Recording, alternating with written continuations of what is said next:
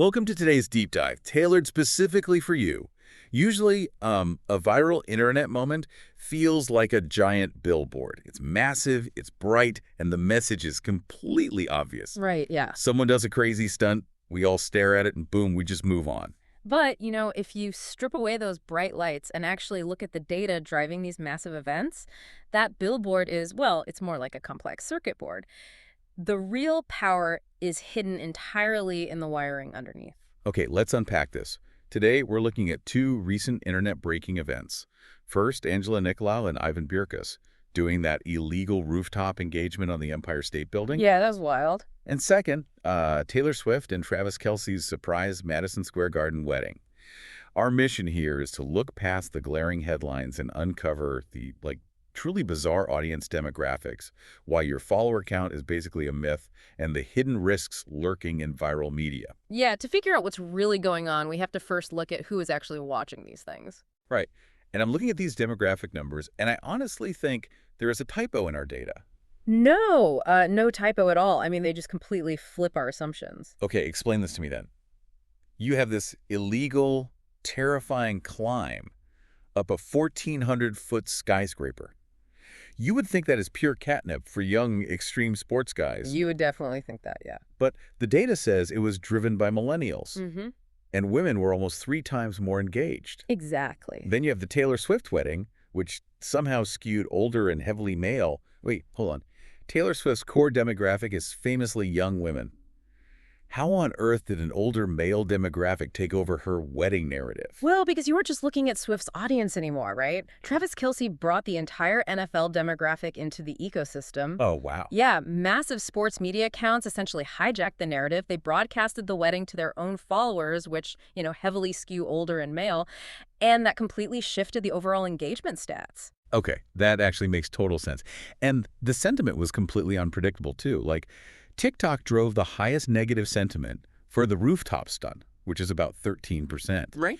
But then YouTube saw a massive 42% positive sentiment for the Swift and Kelce wedding, with only 3% negative. Why is there such a stark difference between the platforms? So what's fascinating here is the format. I mean, TikTok is built for rapid knee-jerk reactions, which easily breeds negativity. Yeah, for sure. But YouTube encourages long-form recap videos. When people sit down to watch, say, a 10-minute detailed breakdown of wedding Easter eggs rather than rapidly scrolling past a 5-second clip, it invites thoughtful, invested engagement.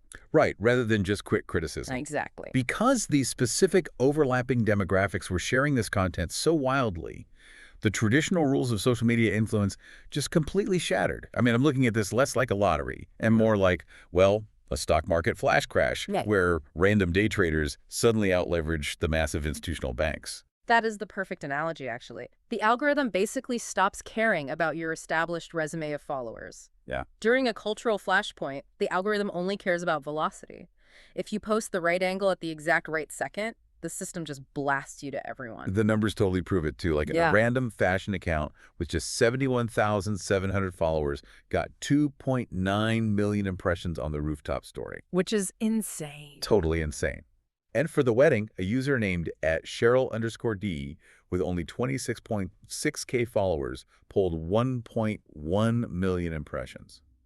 Both of those accounts achieved roughly 40 times their normal follower count. Yeah, it shows that in these massive cultural moments, the gatekeepers just disappear. Small accounts can completely bypass the big brands for reach. Which brings us to the real danger here. If you are managing brand risk or, even just trying to understand the narrative, this changes your entire playbook. You can't just monitor text anymore. Oh, you are flying completely blind if you do. You really have to analyze the visual and audio cues. Let's look at the rooftop stunt, for example.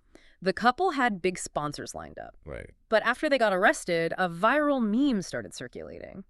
And the caption was totally harmless, but baked into the pixels of the image itself was Russian text. Wait, really? Yeah. Standard listening tools missed it entirely, but optical character recognition, or OCR, actually caught it. And what did the text actually say? It translated to a warning that the rooftoppers faced a 20-year prison sentence. Sponsors panicked and dropped the couple immediately, losing tens of millions in contracts. Just from text hidden inside a meme. Why do bad actors even hide text like that in the first place? Primarily to evade standard algorithmic moderation. People bake text into the pixels or the audio so that when the video is downloaded and shared off-platform, the manipulated context travels with it. Ah, I see. Yeah, it goes completely undetected by basic safety filters. That is wild. And that happened with a wedding too, right? Right. The OCR and audio transcripts caught fabricated rumors about a secret Israel honeymoon and targeted attacks against the efficient Adam Sandler. Yep, exactly. And none of that was in the major headlines or captions. So brands making a quick joke in the comments face zero risk, but those with real contracts absorbed all this hidden fallout because they were tied to a shifting invisible narrative. Precisely. The surface level is safe, but the underlying data can be incredibly toxic. It really makes you look at that whole digital billboard entirely differently. Which leaves you with this to think about. If advanced AI is now required just to read the hidden text inside a meme to spot a 20-year prison sentence, how much of the internet's real story is completely invisible to the naked eye?